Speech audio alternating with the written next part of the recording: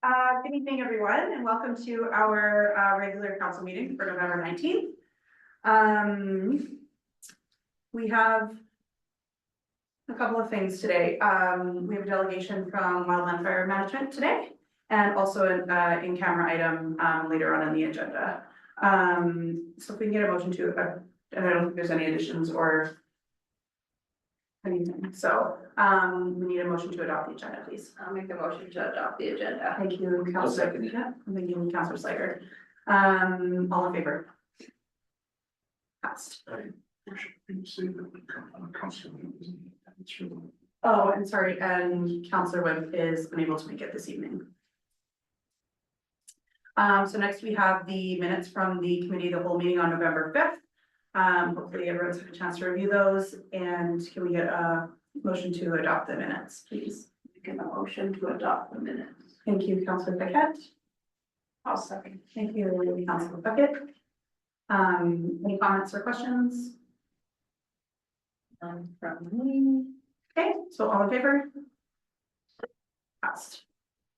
So next we have the open payables in the amount of $403,443.56.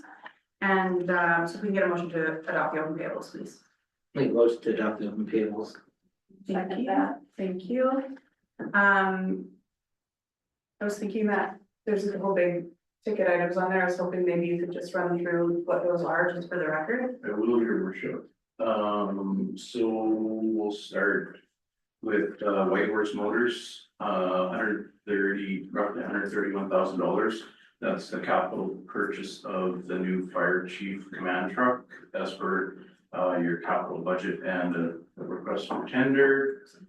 There's another one for $93,376, which is for Norco Enterprises, and that is for some work that we've had them complete outside their scope of work, but that we also have a funding agreement with Yukon government that's we're recouping that full amount. So it's money in, money out. Nice. So it doesn't, in the end, it'll be, our cost amount will be $0. And then there's Arkwright Northern, a check for $33,300. They did work, I hate to say this, but they did the change rooms like almost 2 years ago. And they're finally lived up to the end of their contract, and this is the final payout of the holdback. Wow. And everything that was on holdback was our operating manuals for the system for what they've done. So it was minuscule, but the ball was in their court, and we were holding all that money to make sure that they actually finished the work. Then the next one is Archangel Fireworks. It's fairly explainable. That's fireworks for the Halloween night. And I'm just scrolling down. See if anything's still. Another one, Challenger Geomatics, that was some survey work. Part of it was for an easement on Delise Stubenberg's property where we have the water draining through there. And the other surveying was for the ski chalet, and that is money in, money out as well. That is all funded through Yukon government as well. Nice. And I think that is all I have that really are sort of anomalies, unless there's questions for the council. Does anyone else have any questions? You answered fine, Cam. Thank you. What tank were we cleaning with Crystal Clear tank cleaning? That is our yearly tank cleaning of all our water tanks. So that's the water treatment plant, the 4 10,000 gallon tanks. Ski Hill, Ski Chalet, Wiley Cabin, and recycling building. Gotcha, thank you. It's actually not a bad price, right? It's very reasonable. Yeah. No, you have anything? No, I'm good. Okay, so that's all, I will ask all in favor. Passed. Okay, so next up we have Wildland Fire Management. Randy Minton is here with us. Do you mind putting this presentation on the screen? How are you? Doing well, thank you. Good. How's Thanks for everybody coming. doing here? Yeah, well, Thank you so much for having me, and congratulations to new mayor and council. thank you. I was really excited to see in a lot of people's platforms was community wildfire protection, so I'm happy to be here, talking about mainly today what wildland fire does and closer to the end of the presentation, you know, how we may work together in a community threatening wildfire situation, so. So yeah, once the presentation is up, I'll start, but at any point, please jump in if you have any questions, or comments, to make. Sounds good. Oh, bear with me, it's on another screen here. I saw it. Two screens, it's. We can chat problems today. We'll make it. So that was a pretty interesting picture. Yeah, this is a photo of a burn operation. I was gonna say, is that control room? It is a controlled burn, yeah, that was on an active wildfire actually in May of this summer. I was part of that ignition operation. Acting as the incident commander at the time, and we burned off of a road in order to secure a fire, to make sure it didn't get closer to the community of Mayo. Okay, so next slide, please. So how we manage wildfires. So in essence, what the map on the left there is telling you that the further we get away from communities, the less aggressively we go after wildfires. So in remote areas, we monitor fires, we put structural protection on isolated cabins. And as we move closer to communities, the yellow, the orange, the red areas right around Watson Lake, that's when we become more aggressive in fighting wildfires. So this fire management policy was created during devolution in 2003, and it just reflects that fire has a natural ecological role on the landscape, but we can't tolerate it close to communities. Slide, please. So for fires in threatening locations, we hit hard, we hit fast. We send air tankers, we send helicopters and crews out as soon as we detect the fire. And the first 48 hours are that key time to try to keep fires small and keep them contained. If we can't capture a fire within the first 48 hours, it's called sustained action. So the focus is on containment, particularly on the sides that are closer to a community. We focus on high priority areas and we might not be fighting the entire fire. In that sustained action phase, we'd be asking for more crews from across the territory, across Canada, hiring heavy equipment and bringing in additional aircraft. For remote fires, we focus on structural protection and monitoring. So we would be putting sprinklers on cabins, getting fuels from around cabins and infrastructure, and we'd be setting up remote cameras and relying on things like satellite imagery and regular patrols with planes and helicopters to monitor fires. So for example, this season we had a fire up on the north of Francis Lake on the Ississau River, and for that fire, we just sent a regular plane patrol up and we would monitor it by satellite.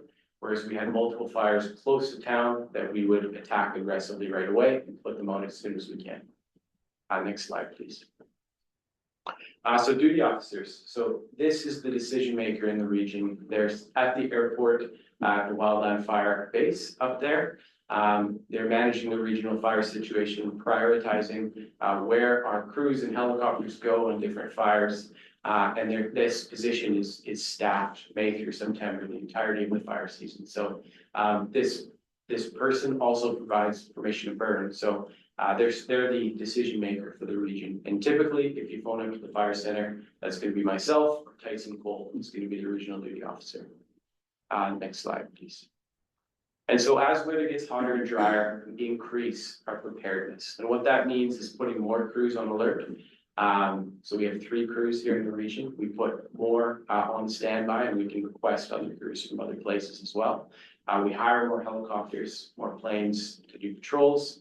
We extend our lookout hours, and then we also will contact heavy equipment companies in advance to find out where their equipment is so we can hire it quickly if we need to.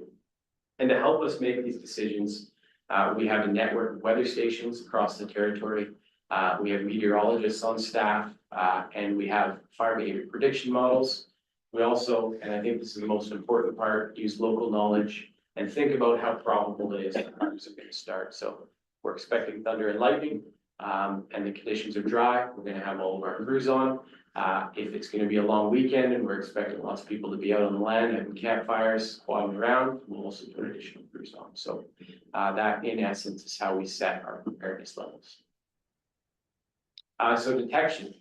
So we have the fire lookout tower manned up at Tom Creek. We also rely on reports from the public industry, and we get a lot of reports from air traffic flying over the area. They report fires fairly often. There's heat sensors on NASA satellites that we use pretty frequently. They detect fires out in the wilderness. And so it's a website that is publicly accessible. Anybody can go look and see where there are fires burning across the landscape. We also chase lightning, for lack of a better word. That's loaded patrols and helicopters, and with planes, after lightning or storms roll through the area, it's hot and dry, we send crews immediately after to patrol that area and make sure there's no fires popping up from storms. And then we also have incident management software that it keeps everyone in the territory in wildland fire management on the same page, so we can see where all the resources are in the territory, where the fires are. And it shows up lightning and weather information on there too. Next slide. So fire bans are something we can also do, and the duty officer or the duty office will recommend a fire ban for the region. So the region spans all the way to the Northwest Territories border, to up past Francis Lake, before Finlayson Lake, to almost Swift River, and then the BC border is the southern extent. So if we put a fire ban on, it's going to be for the entire region. And I've highlighted level 2 because that's the most common fire ban we put on. It's a bit of a balance between, still allowing fires in campgrounds for tourism industry and people camping, but also not allowing unnecessary fires in places that can't be as easily controlled. So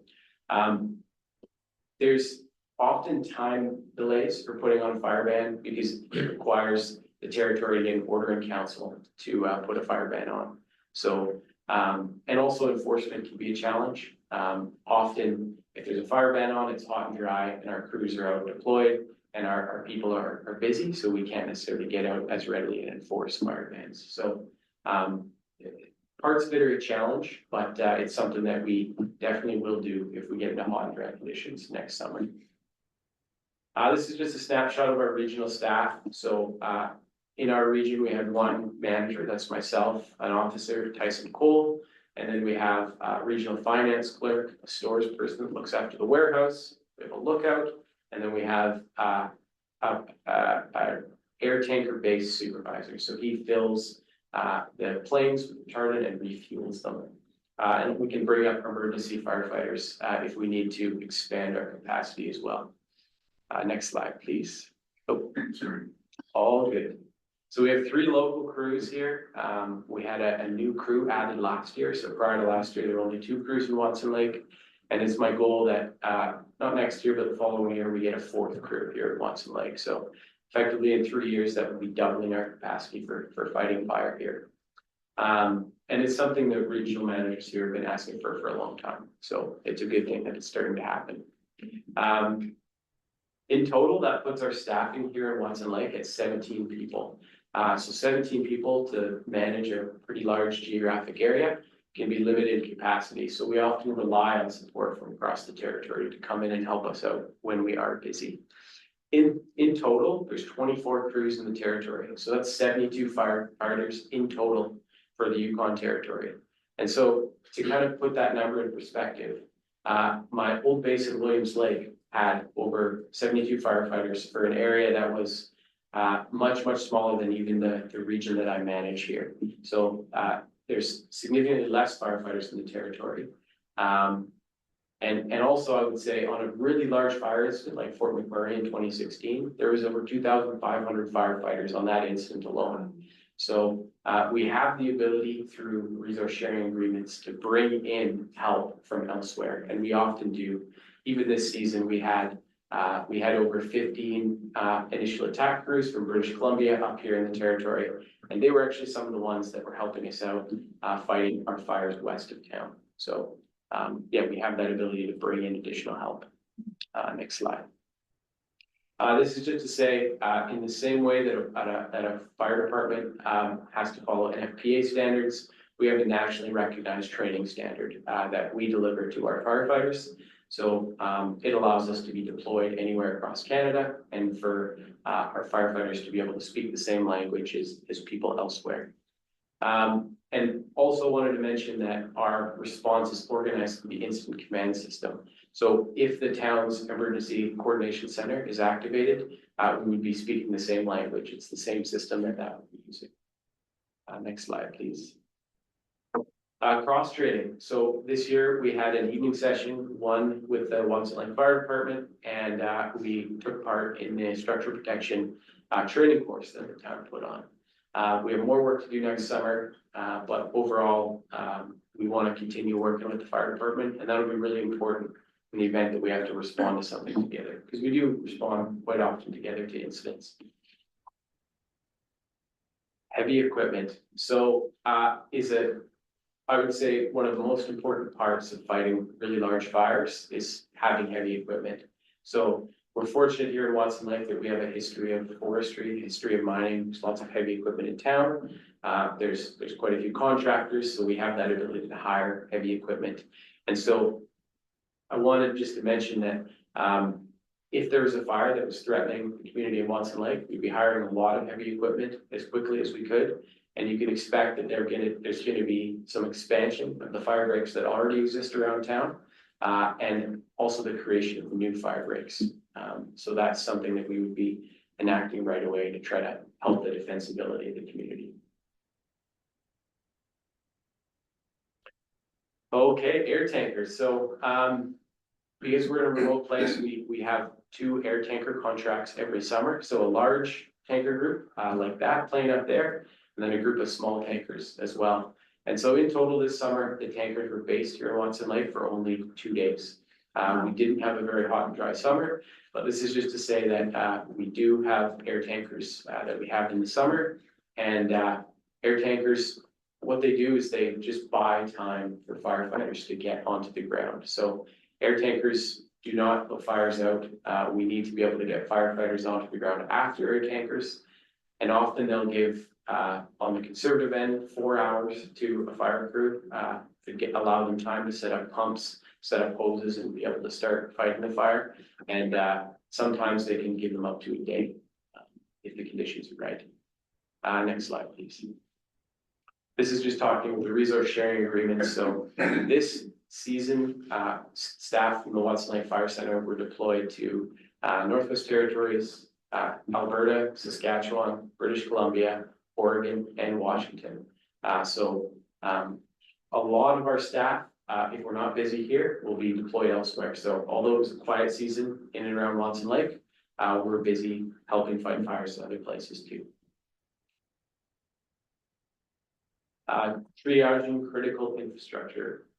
So what I just wanted to say about this is that in times of, like, say there's a fire threatening, a number of cabins, or if it is a community, we would have to triage which structures we protect. So we need to maximize what we do with our time. So we have to focus on things that would be easily defendable. So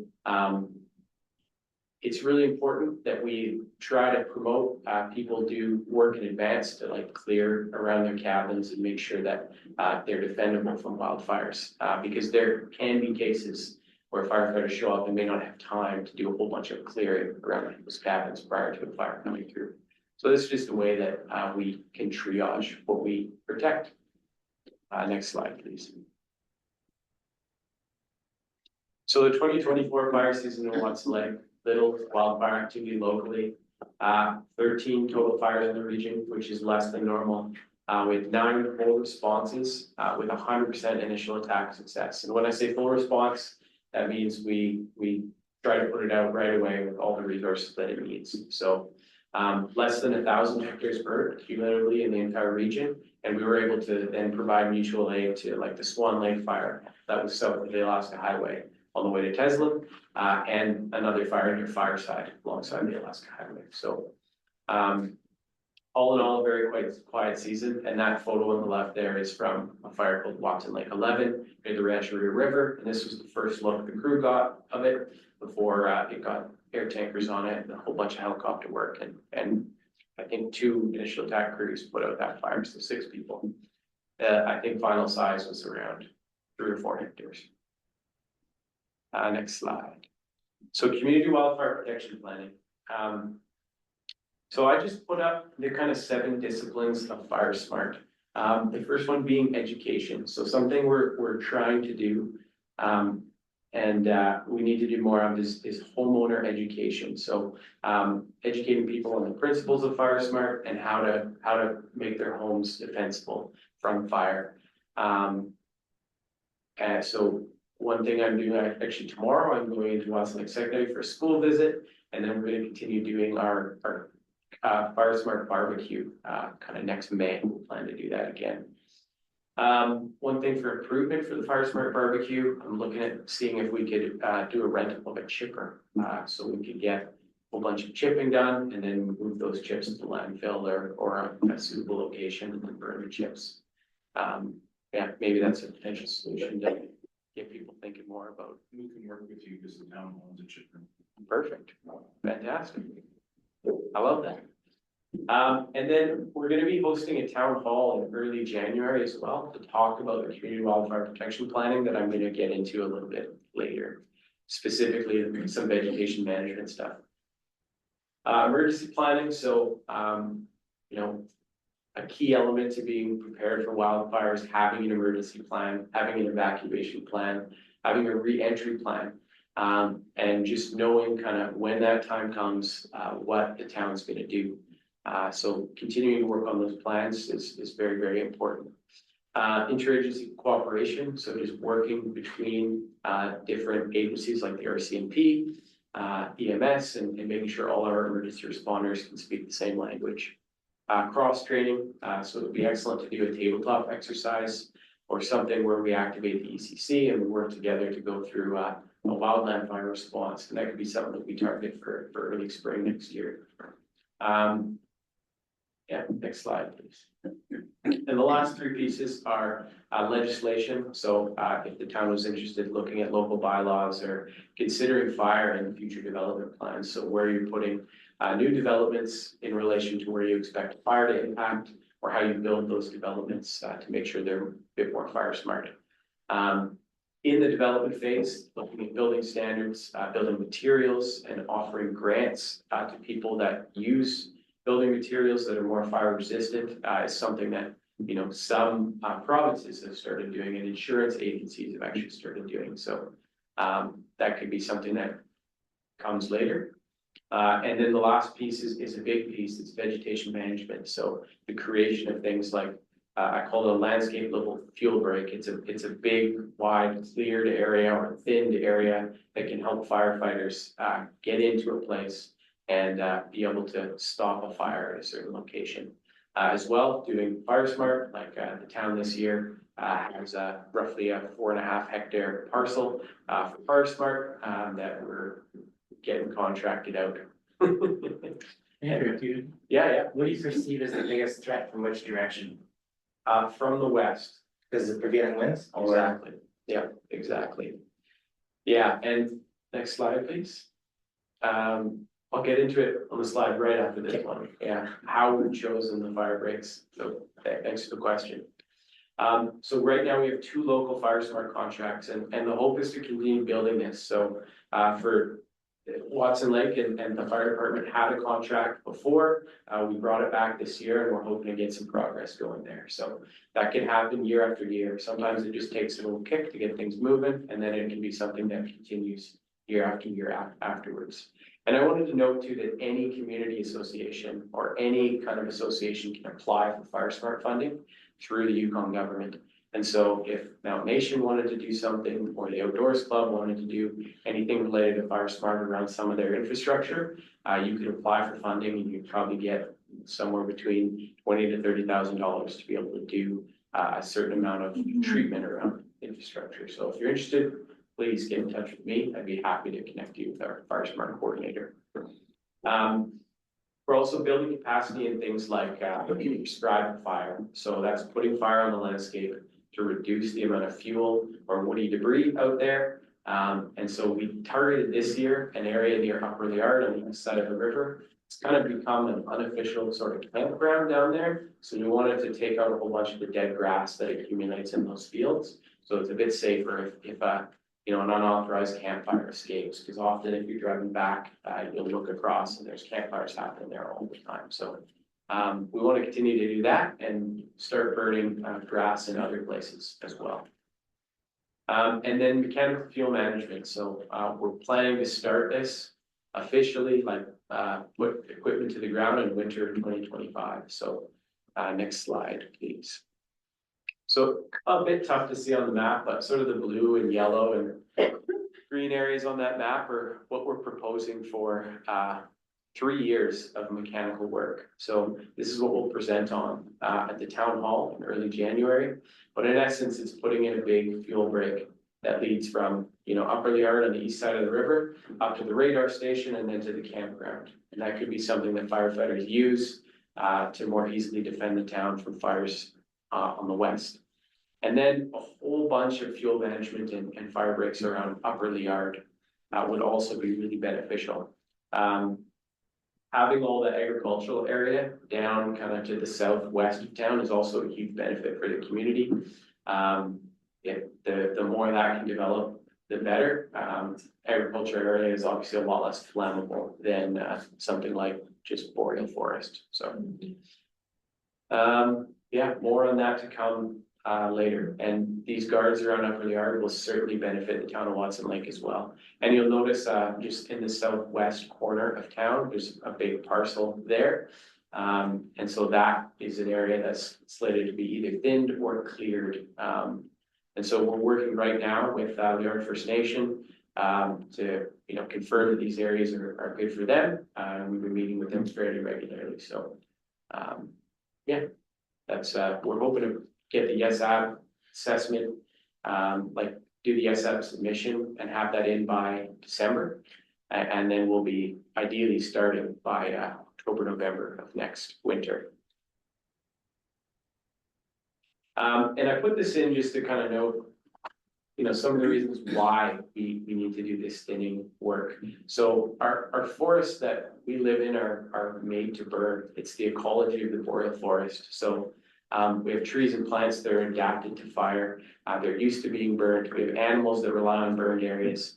We use firewood from burned fires for burned areas, and we use fires as a food source. So by aggressively suppressing fires, it upsets sort of a natural balance in the forest. So it makes these forests more dense. If you drive from here to Swift River or to Rancheria, you'll see the whole way is fairly dense forest, pretty continuous all the way into the mountains. So fire hasn't burned through there for many, many years. And as a result, the forest becomes more dense, and more dense forest means that it's harder to fight fires there. Fires are more aggressive in those places. So that's why around our communities, the places where it matters, we need to thin the forest. We need to have prescribed fires on the ground. We need to create fuel breaks that give firefighters a fighting chance against these things. And I put this in just to show you, kind of illustrate that point. All the red blotches on the map are old fire perimeters. So you'll recognize the one that impacted Lower Post in 2018 was on there. The Poison Lake fire kind of north of town beside the Liard River. There was a fire in the 50s around Rancheria. You'll see that kind of, but there's all kind of to the west of Watson Lake. The place we're sort of most worried about, there's not a lot of fire history. So it's been a long time since a fire's burned there. And fires, by burning, create natural fire breaks for the future, right? So there's a significant amount of fuel on the west side of town, the area we're most worried about, and that's why I feel really strongly about doing some of this this fuels management work. There are a lot more cut blocks over that way too. There are cut blocks, but they've grown to the point where they're not really fire protected anymore. That's true. Yeah, I hiked right just after the first snowfall. I hiked up the Meister logging road with some friends, and all those blocks are all they're grown in.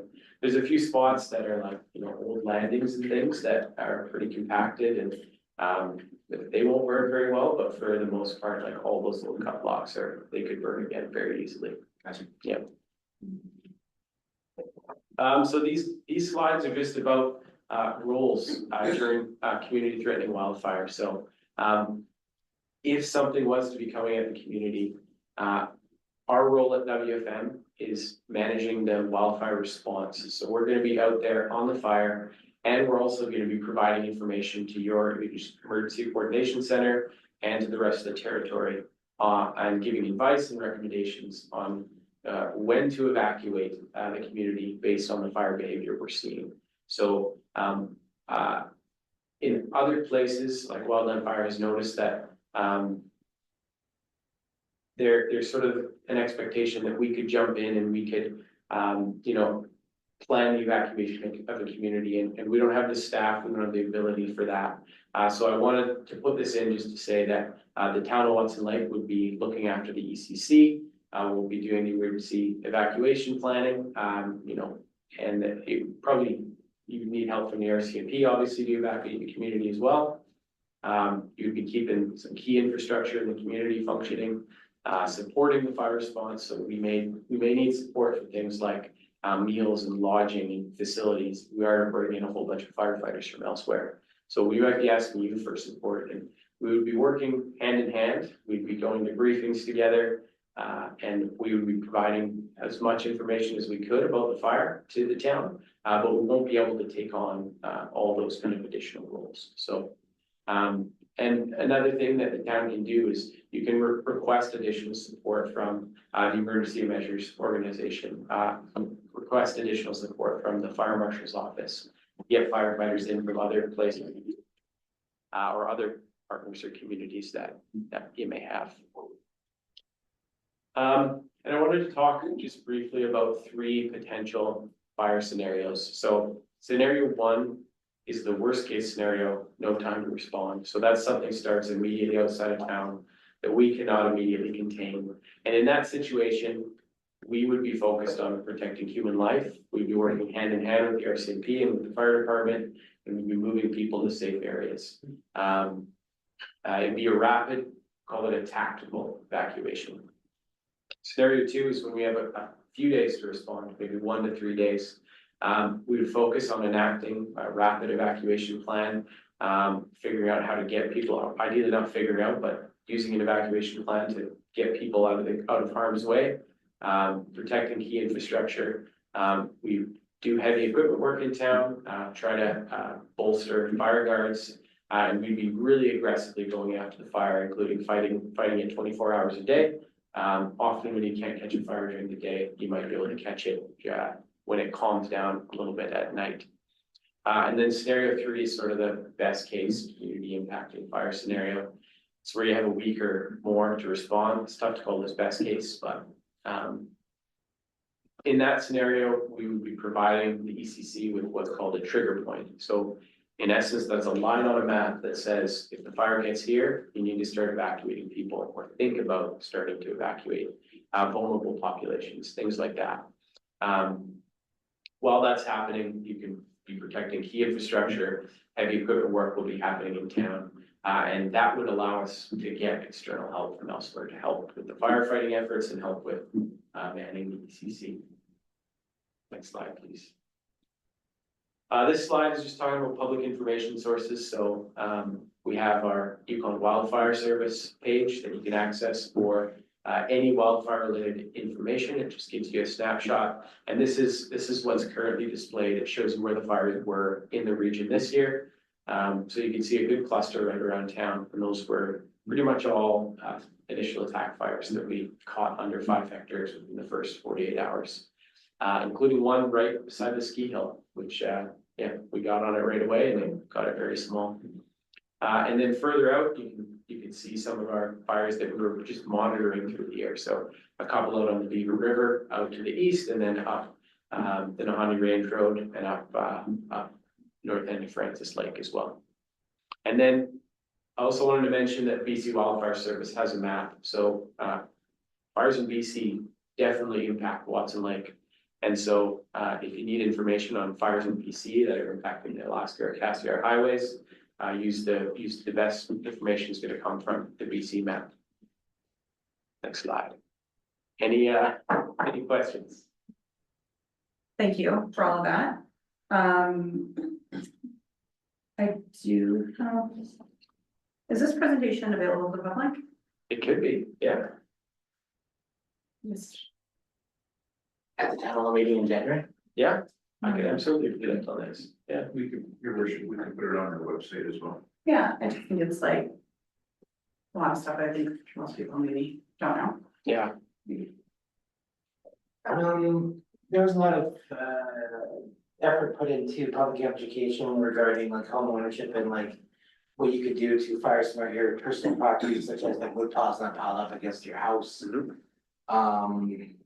Debris, branches, stuff like that. There's gotta be a pamphlet out there. Are we going to bring those, or are you guys thinking of bringing something like that to the January meeting?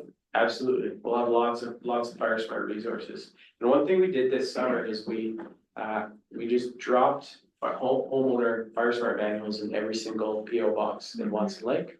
So every person with a PO box should have received one of those. I took down a list of names at our barbecue as well, for people that I need to come and do fire smart assessments for. I haven't gotten to it yet. It was a busy summer for us, and many of our crew folk that may have come out and done that were deployed up until some of them into mid-October. So we were busy this year despite it not being busy here, but I'll be going around and doing homeowner assessments as soon as I can. It would be great to like train the fire department to be able to go out and do homeowners assessments as well. And some fire departments in the territory, I believe, are actually charging for this as well, charging a $50 fee. So that would be up to the fire department and the town to decide if they wanted to do that. It's something that I offer free of charge. And once the homeowner assessments are done, I'm hoping that I can put some names in the hat, and I have a whole bunch of WASP sprinkler kits that I'll hopefully be able to pull the names out of the hat and give sprinkler kits to people who've had a homeowner assessment. So when you say you deploy people to fight other fires, how many crew do you actually leave in Watson Lake in case we have something happening here? It really depends on the conditions. So at a minimum, we're likely to have one crew here. There's times when we get a huge rainstorm and there's really no risk of any fire, that I've deployed everyone from the region, and there's nobody left here. And in that case, if it does get hot and dry again, we bring crews back in to kind of backfill. So yeah, when at the busiest, this summer, we had 4 crews based here, we had 3 helicopters, and then we had the tanker group sitting here in Watson Lake, and that was at our driest point.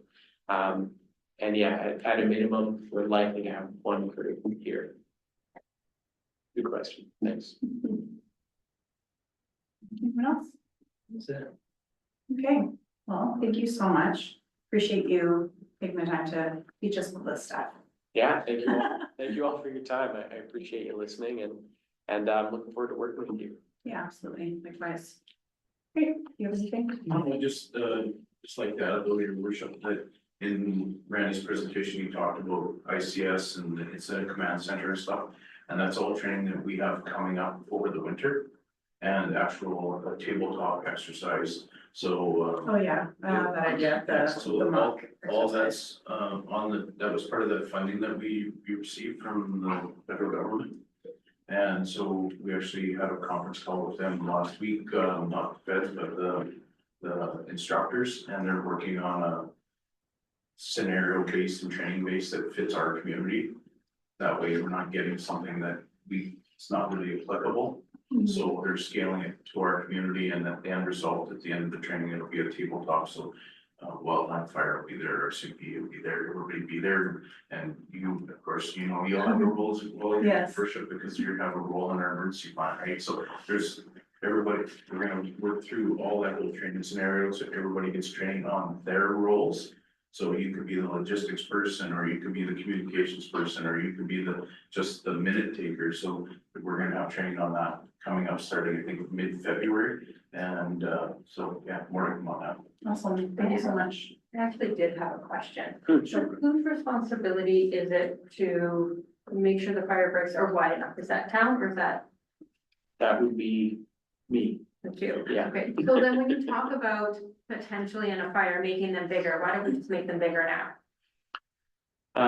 We're working on making them bigger now. Yeah, that's part of what we're gonna be presenting up to the town hall in January is an expansion of the fire breaks. We have the benefit in Watson Lake of having a lot of industrial area to the west side of town, so that's a good thing. It can take time to get some of these permits and things in place. And we also have a duty to consult as Yukon government, we have a duty to consult Laird First Nation. So we need to make sure their perspective is included in it as well. And so, yeah, we have to make sure that it's done in the right way. So it's taken quite a bit of time to get some of the fuel management work going. But we're on a good path now. So yeah, really hoping to break ground by next winter. So you guys planning on doing it by foot or are you guys planning on doing it with big equipment? Big equipment, Okay, yeah. just because when you fire smart, they're always, it's on foot, they're cutting their, whatever, right? So that's why I just wondered what the plan was in that capacity. That's the mechanical part that in Randy's presentation, he talked about, that's cast. Some blue lines. So, yeah, I know I asked you this before, I just can't remember what you said, but so. The town got some money for fire smarting. Mhm. And then you have obviously fire smart money in your budget. Mhm. We do stuff inside the municipal boundary, and then your team is responsible for everything outside, right? Yes. Okay. Yeah, and Randy's been working with some stuff in municipal boundaries. So like campground and those type of places. Mhm. And he's got, I love Randy because he's got a able to go and get us guys doing stuff in that early season. But the reality is, he can only do so much because as soon as fire season starts, those crews that could be doing that are pulled out to bonfires. So, It's contracted out. it's That's the contracted. ideal scenario. Yeah, so we're working and we actually applied, through Randy, we actually did an application, so over the next three winters or 3 years, we've got about $100,000 of funding we've received to do fire smarting grounds. Excellent. Well, that's great. Love that. Yeah, And it roughly runs about $10,000 a hectare, it's the sort of the going rate for doing fire smarting. Mhm. So. Okay, that's my question. Yeah. No, great question, thank you. Oh, and I just had one suggestion, Mhm. about the barbecue. Yeah, I just think that it should be not in the middle of the day on a weekday. it's an excellent suggestion. That was my only thing. We're planning for Saturday. That sounds good. Yeah, so more people will come. Yeah, absolutely. And we'll participate with that as well. Awesome. Yeah, Awesome. Well, thanks again. yeah, thank you so much. Good to see you. thank you. All right, so moving on, we have Graham on the line from elevator. So before you do that, Oh, sorry. I think I'm gonna remove myself from the room, just so there's like. Oh, thank you, Councilor Slager. Yeah. He's declaring a conflict. Yeah. Okay, Awesome. thanks. Will you shut the door then too? Yeah. Thank you. I think it might be locked there, Tom, so just flip it off, please.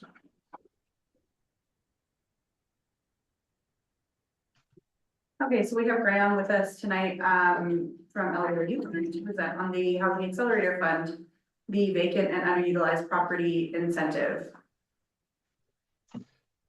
Yes, hello. Thank you for having me tonight. Is it the middle of the night? A little early here, but it's great to see everybody. It's been a while. Well, thanks for joining us anyway. Yeah, of course. As was mentioned, my name's Graham White. I'm the lands and planning lead with Elevator Yukon. And some of you probably know me from the work that we've done together on the housing development grant previously in the summer and the fall. So I'm here to share the Watson Lake Residential Conversion Grant Policy for your review. But first, as is my first time meeting with this new council, I wanted to give a quick overview of the Housing Accelerator Fund, just commonly referred to as HAF, and the work that we've done so far. So, there you go. Yeah, so in the fall of 2023, we worked with Watson Lake to apply for the HAF funding from the Government of Canada, and the town received over $2 million to help with housing challenges. So this money was awarded in January, and then it was kind of released in the late winter, early spring. So the purpose of this is, to fix the housing challenges in the community. So the HAF program, which is run by the Canadian Mortgage and Housing Corporation, which is we refer to as CMHC, it gives funding to municipal governments and to build more housing. So Watson Lake, as part of their application, they needed to propose 5 initiatives to qualify for this funding, with all of them focused on creating more housing options, with preference given to denser housing options, such as living suites, garden suites, duplexes, and other multi-unit type housing. So the 5 initiatives that Watson Lake has that were approved is number 1 is the grant program to build new dwellings. Number 2 is funding to create homes from underutilized buildings. 3, zoning bylaw amendments. 4, action plan for home lending. And 5, municipal sector collaboration on municipal services.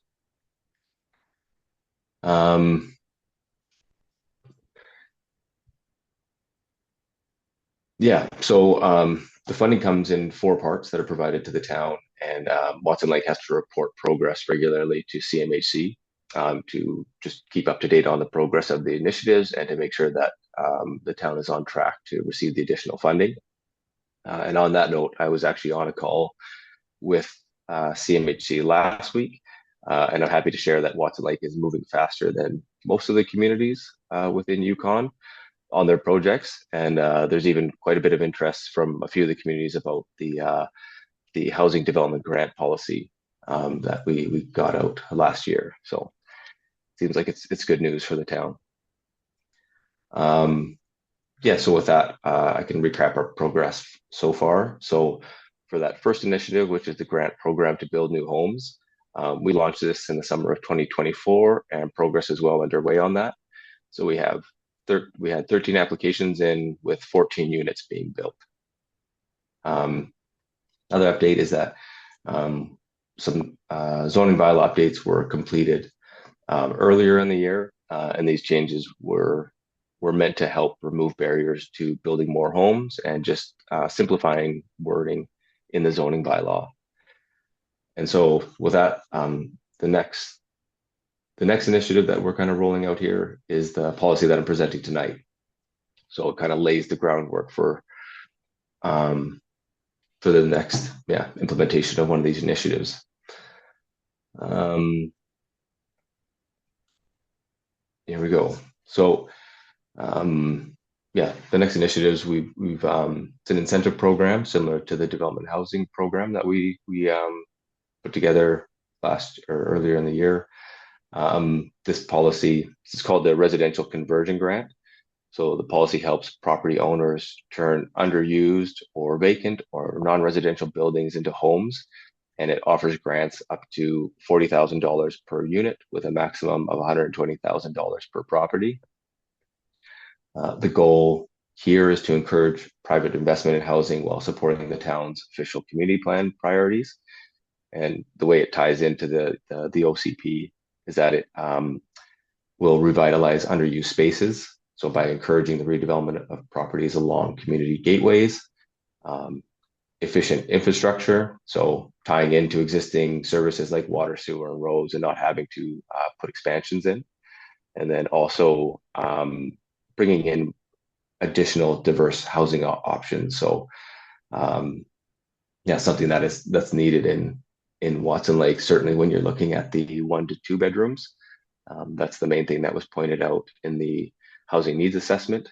I believe from 2022, there was kind of an overhousing that was occurring in Watson Lake, and there's people that kind of need those 1 to 2 bedroom units. So this conversion grant could help with that. Um, oh yeah, I already went through that part. Sorry about that. So what's new in this policy? So for those of you that were here during the first presentation of this policy back in September, there's a few changes from it. And a lot of those are based upon the feedback that, well, they're all based upon the feedback that came from council and administration from that. So the main changes are that we removed the rezoning grant. So there was an option for 2 streams. So we removed the rezoning grant. So it didn't fit the program goals and created too much certainty in the application process. And kind of what we've heard from councils in the past is just to kind of keep this fairly straightforward, just that, yeah, people can use it. Another update is clear wording. Specifically, when we were talking about underused, vacant, and non-residential properties, they were kind of all clumped together. So we've just pulled those out so that we can identify them as separate entities. So you could have an underused property or a vacant or a non-residential property. Another update is clarifying requirements. So this has come from some of the lessons learned from the housing development grant. So we've further explained with about how 50% completion will be determined by the town. And then also a section that further clarifies that when you're building a unit, it needs to be serviced. So with water, sewer, and electricity. So that's whether you're hooked up into municipal sewer and water, or if you're out on country residential, having a well and some type of like septic field or pump out tank.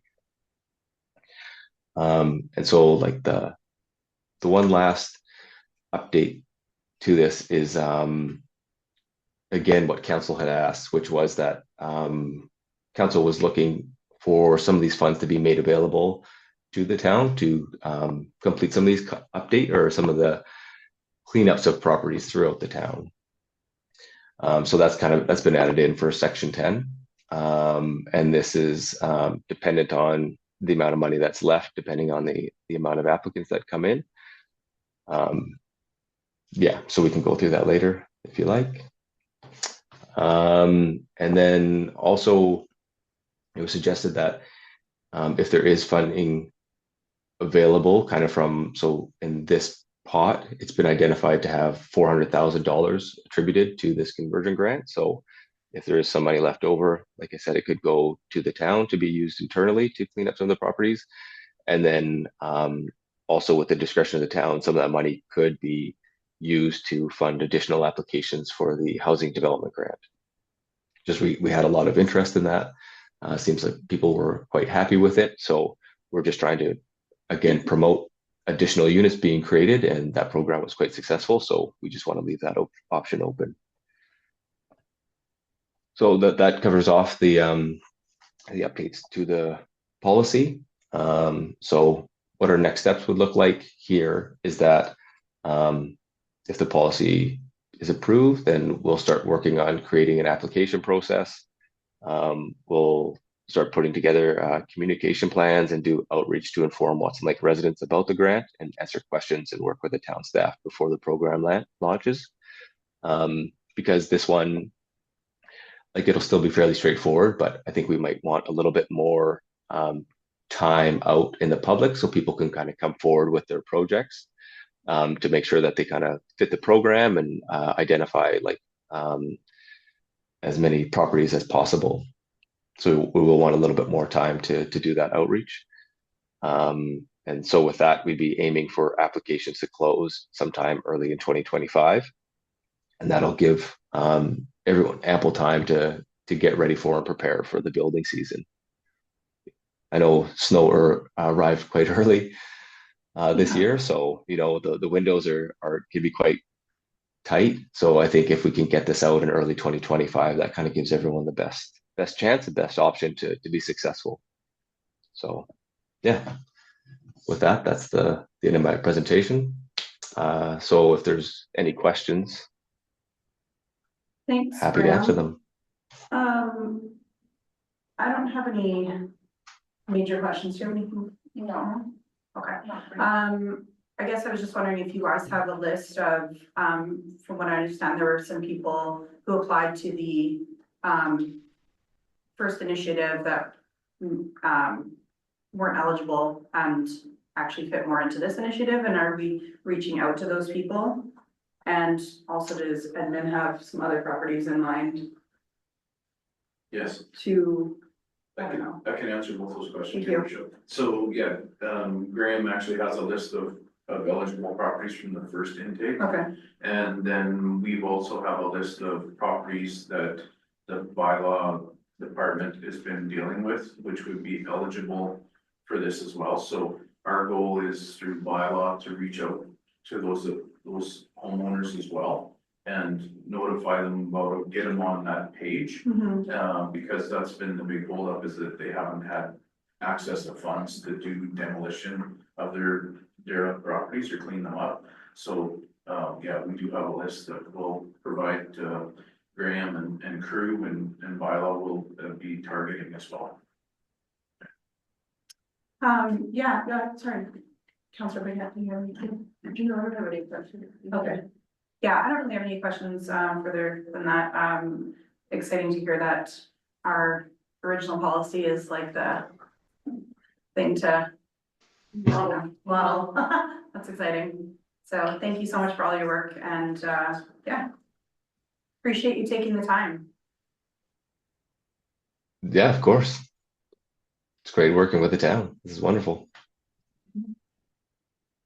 All right.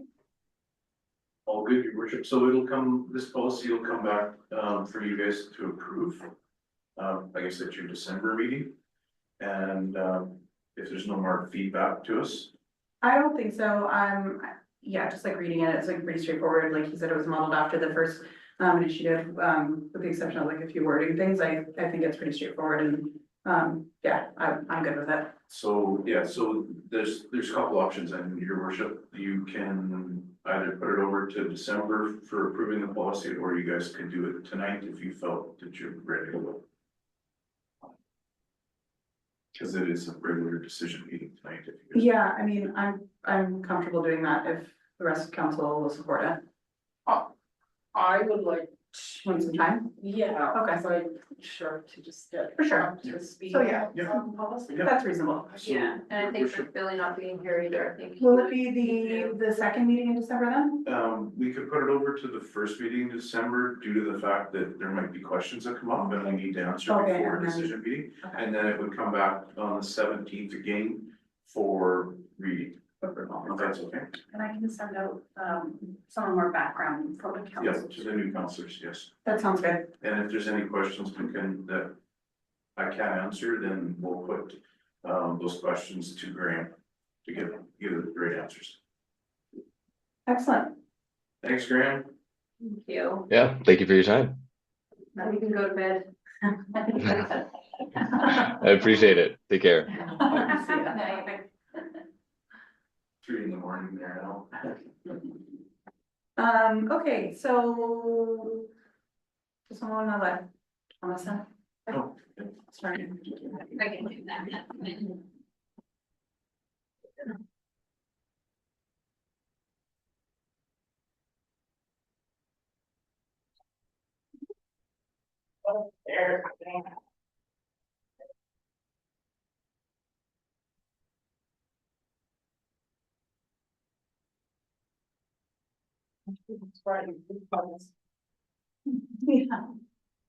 Thank you. So next up, we have the fuel card lock tender. We discussed this last week at the committee of the whole meeting. So tonight, we're just looking for a motion and approval, hopefully. So I'll just read the a little bit. So the purpose of this, we had an admin report, and the purpose of that report was to provide council with a contract award recommendation for town fuel card lock services. And the card lock contract is a year-to-year contract on a 1-year term to provide gas and diesel fuel for all town Watson Lake fleet vehicles and heavy equipment. Yeah, so tender packages went out to a lot of different businesses. We had 2 companies that responded. Dahl Contracting was one of them, and AFD Petroleum was the other one. So, I'll open it up. Now, do we have a motion or do we need discussion? I'll make a motion to accept the bid from Dahl Contracting Limited as their rack price was even cheaper than the discounted price provided by AFD. Sorry, let's back it up. Make a motion to accept the bid received from Dahl Contracting Limited for the supply of fuel card lock services for the town of Watson Lake from 2024, 2025 contract. Thank you, Councillor Slager. Do we have a second? I'll second that. Thank you, Councillor Bickett. Comments, questions? No? All in favor? All right, so that passes. Okay, so next up we have the business grant bylaw review. So this is something that came up last week when we were going through the payables. And there were some questions around some, I guess, rebates that were being made to businesses around town. And it was requested by councilors to have a look at this bylaw, which I can't load right at this, oh, maybe I can. I can, if you want, I can put the information about the bylaw on the screen. Sure, Sure, if that works for you. sounds great. I'm just going to share the screen share.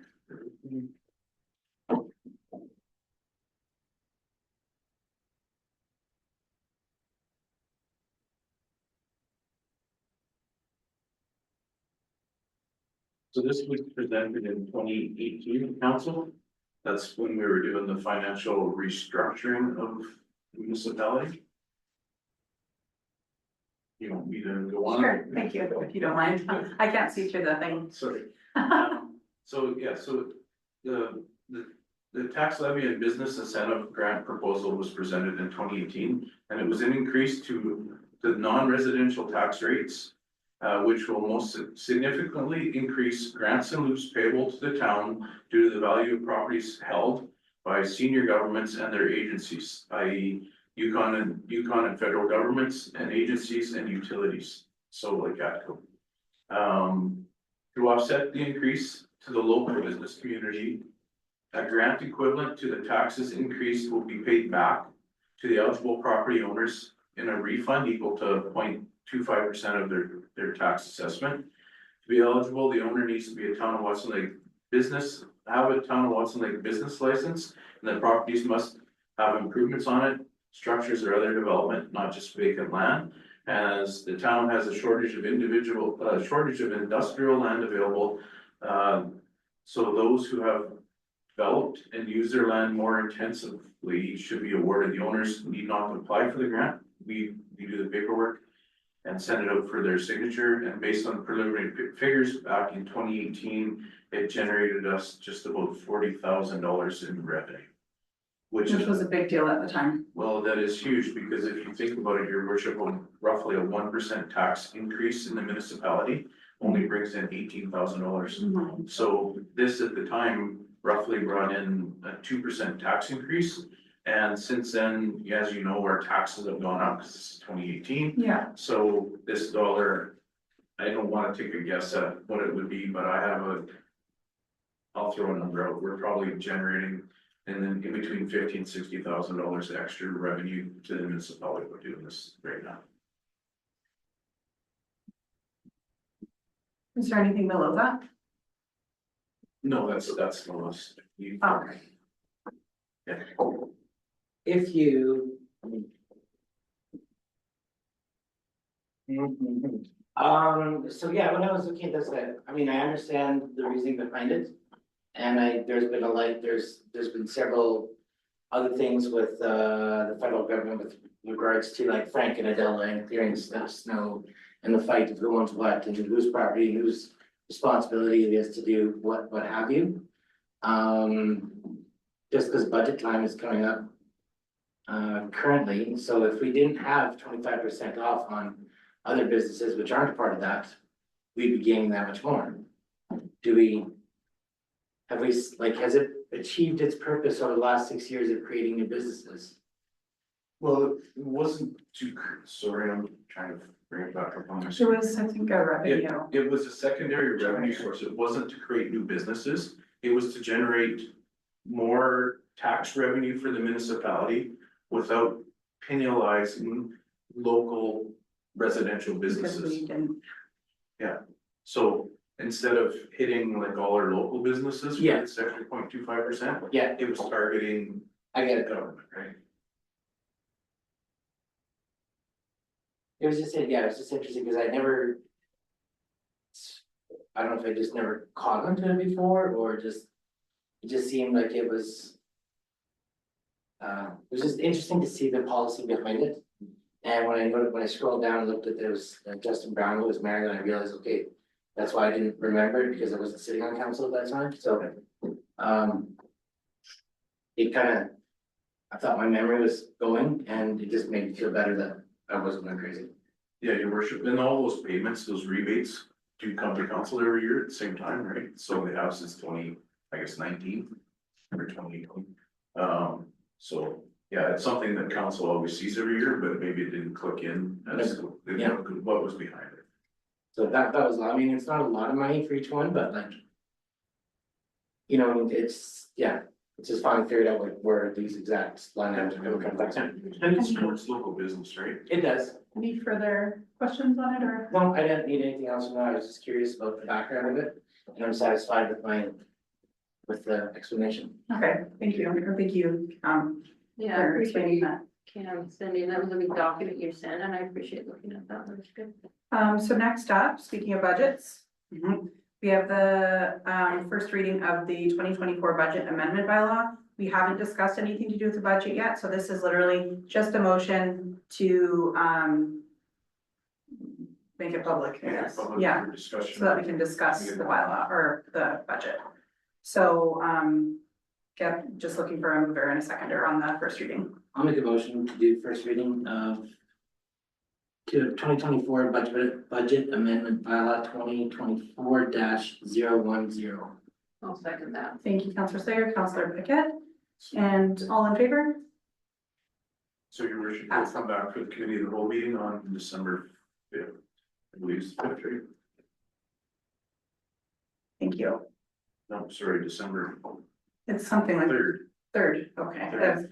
that's something in there. Okay, so great. Next up, we have a donation request for the Humane Society that I read last week. And we did have some discussion on it, so just looking for a decision on that. I think what we talked about was it 2,000 something? Yeah, so they're requesting, so I'll just, without having to read the whole thing again, I'll just like, mention that they are requesting a donation of $1,000 or $2,000 from our donation budget for the year and or a line in our budget going forward. Given the amount of work that they do for us in the way of stray animals. They've saved us way more than $2,000 in this past. Absolutely. 100%, and it's just a little bit, it's too late in the year for us to create a line for this year. So what they're looking for is just a donation for 2024, and then since we're going into our budget meetings pretty quick here, to consider it for our budget for next year. Yes, and your worship, I just wanted a little clarity, because it says in here, that says that every animal they rescue receives essential medical care, including spaying and neutering. We've been paying for that for a bunch of the dogs that we take out that Wow, we okay, did, because of the fact that they didn't have the money to do it, and they weren't gonna take them, so we've been paying for that. But yeah, a prime example to Councillor Slager's comment, we have another dog that's slated to go up on Tuesday. We've had that dog now for almost a month, but we haven't been able to get it in, so it's cost us drastically. But we would have had it longer if they wouldn't have an opening coming up for next week, so it's huge money that it saves us in trying to keep those dogs. That overtime food. Yeah, and we're paying that now, like for the last month, we've been paying Patrick and myself to look after those dogs 7 days a week, right? So- yeah. Can we also include in the motion the account that we'll be taking it from? Sure, that's being, That was, that's coming out of which one? It's not the, the council. I thought it was The community relations. it's the one has a cap of $500. Community partnerships. Yeah, so it's. One has a cap, the other one doesn't. Yeah. So the one that doesn't have cap. Right, yeah. Yeah. Sorry. And So I make a motion that we donate $2,000 to the Humane Society out of the community partnerships. Budget line item. In our budget. Thank you, Counselor Sager. A second. A second by Counselor Puckett. All in favor? Passed, thank you. So next up, we have another donation request. And that was for the Watson Lake Ski Club.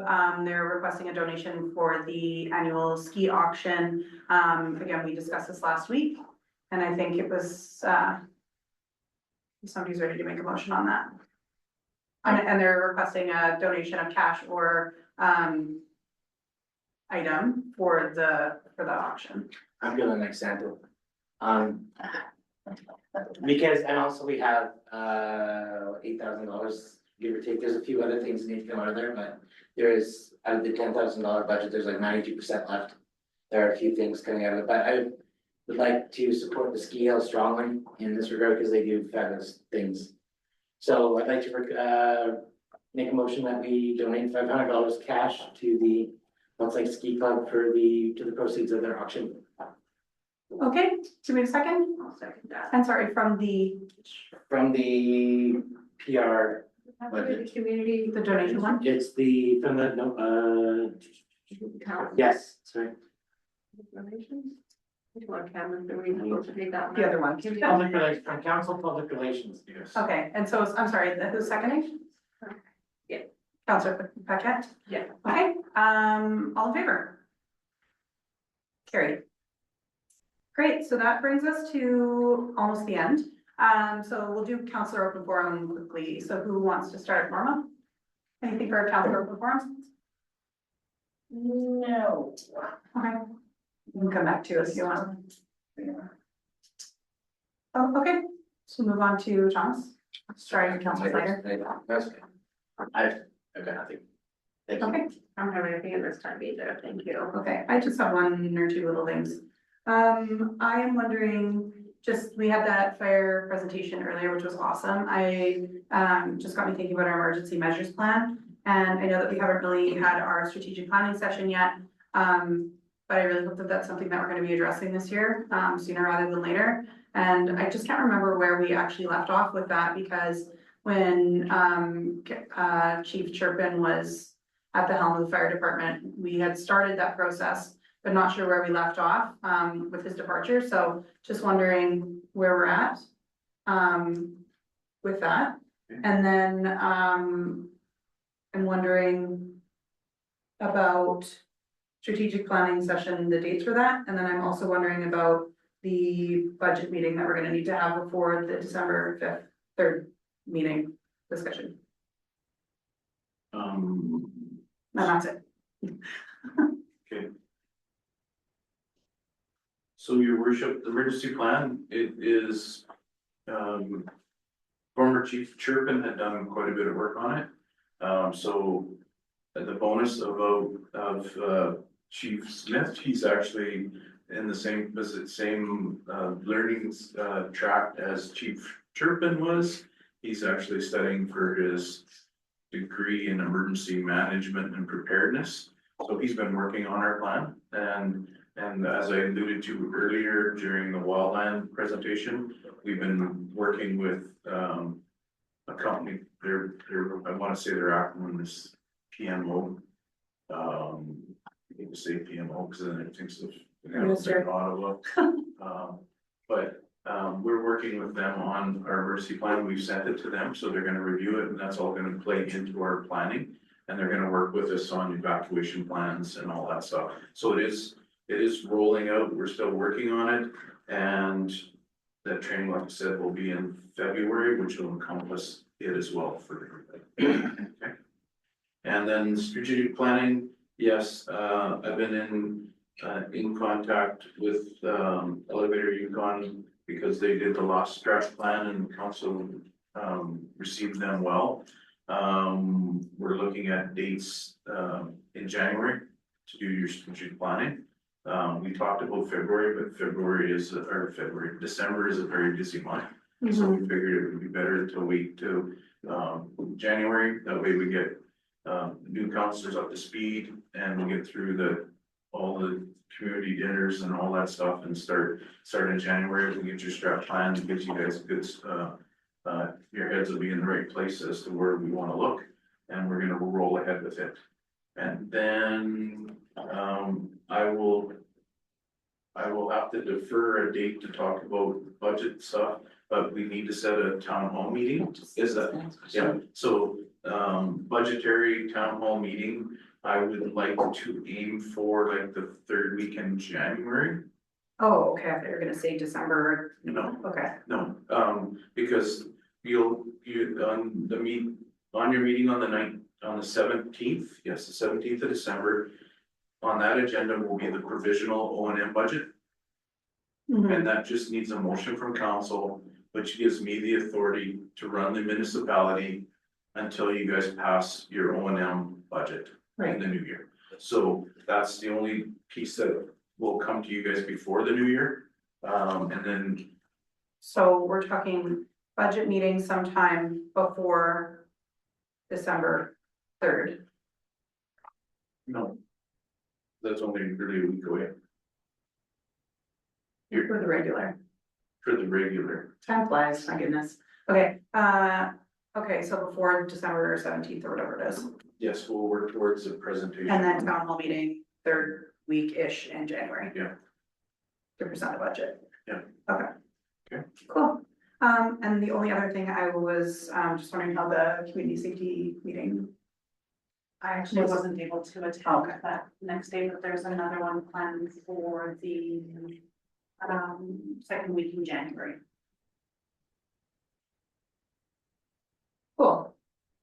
And then I guess we'll just say for the record or whoever's listening, we, council and CAM are heading to Whitehorse next weekend for some newly elected officials training and the EYC board meeting, so it's exciting, so a good chance to network and get to know some of our fellow councilors and mayors from around the territory, and yeah, looking forward to it. And that is all for me.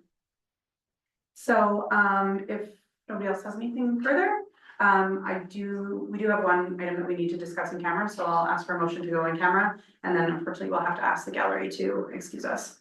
I'll make the motion to go on camera. Thank you, Councilor Paquette. Thanks for coming. And Councilor Packer. Thank you. Have a great night.